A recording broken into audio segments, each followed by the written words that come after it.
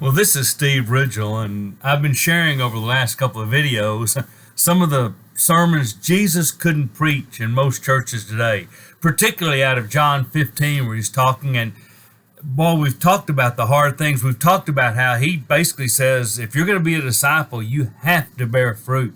It's not an optional thing. You got to be productive in bringing people to Jesus. It's just not an optional kind of thing.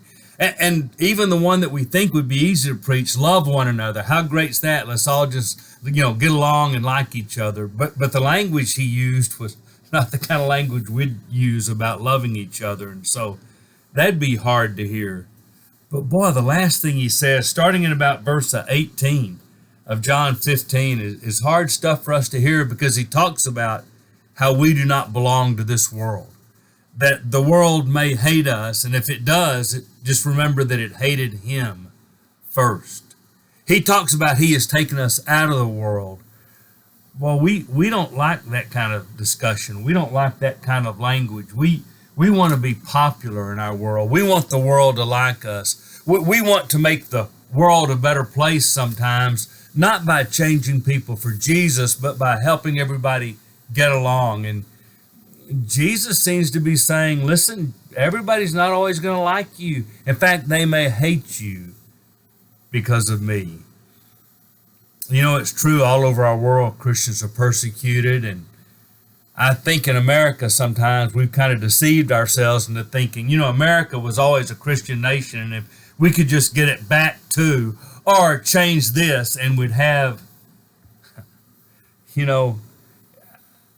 if you're popular in this culture and in this world, if you get,